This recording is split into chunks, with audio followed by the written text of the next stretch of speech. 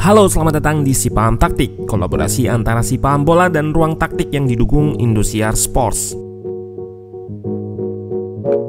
Laga seru tersaji di pekan kedua Liga 1 yang mempertemukan Rans Nusantara FC versus PSS Sleman. Kedua tim sama-sama mengincar kemenangan perdana setelah di laga pertama nggak bisa meraup poin penuh. Rans imbang versus PSIS dan PSS kalah dari PSM. Laga ini berjalan cukup seru dan menghasilkan 6 gol, 3 gol untuk masing-masing tim.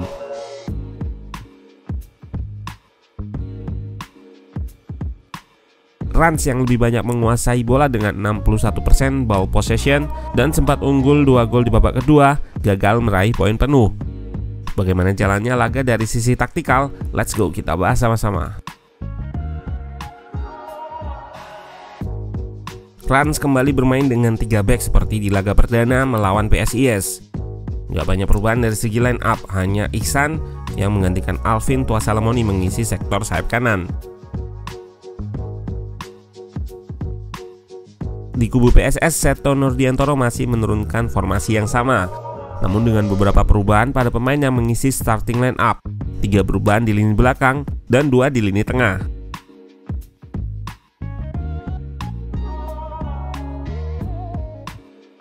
Pada laga ini Rans unggul penguasaan bola cukup jauh dengan PSS. Dengan formasi 3-4-3, sebetulnya hanya ada 2 pemain Rans yang mengisi lini tengah dan rawan di overload oleh lini tengah PSS.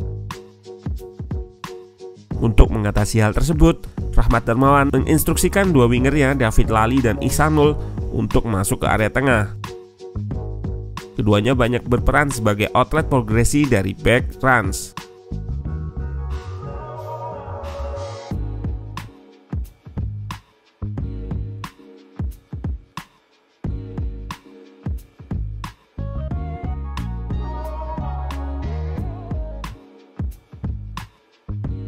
Berikut bagaimana skema build up Rans yang berhasil eliminasi blok press PSS dengan Lali dan Ihsan sebagai outlet progresi.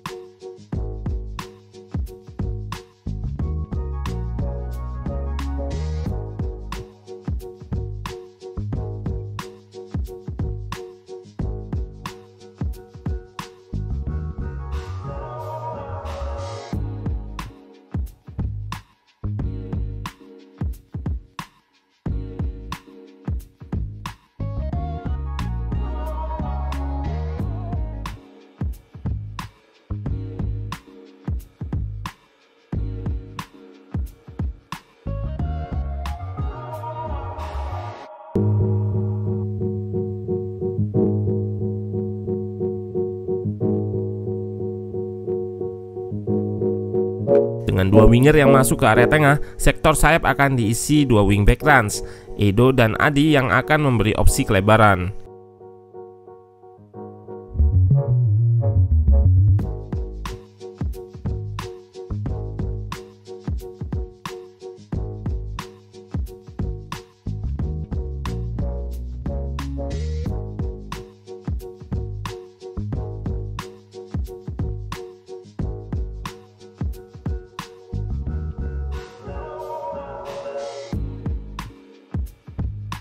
Sementara itu, Konate bisa naik dari second line sejajar dengan striker.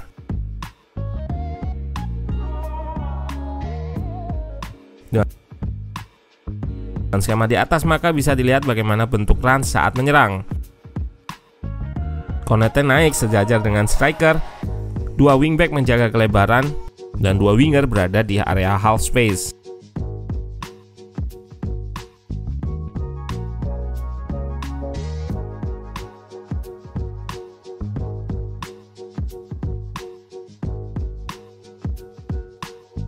Rans dominan menyerang dari sisi kanan.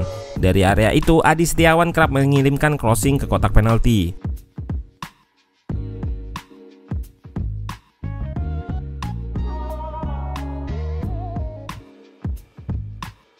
Bisa terlihat di gol pertama Rans tercipta dari skema tersebut.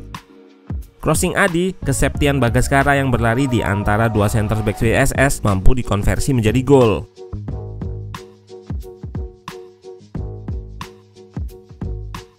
Gol kedua Rans juga diawali crossing dari area kanan dan menemui Edo, pemain terluar di sisi kiri yang nggak terkawal.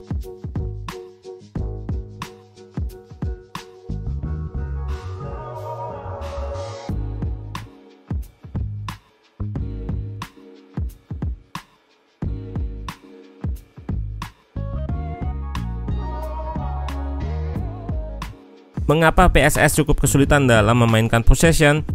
Hal ini lantaran dalam fase build up, PSS cukup kesulitan untuk mengeliminasi block press Rans.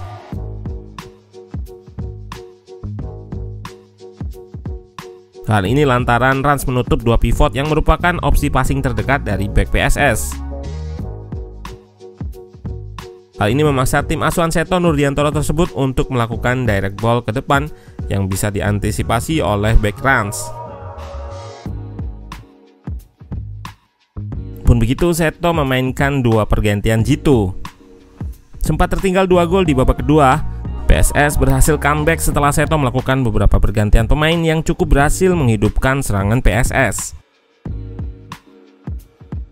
Gol penyama kedudukan berawal dari Boaz Solosa yang drop ke ruang kosong, menarik Oke John dan diakhiri oleh Dave Mustaine yang unmarking di sisi kanan karena wingback kiri Rans terkunci oleh Ricky.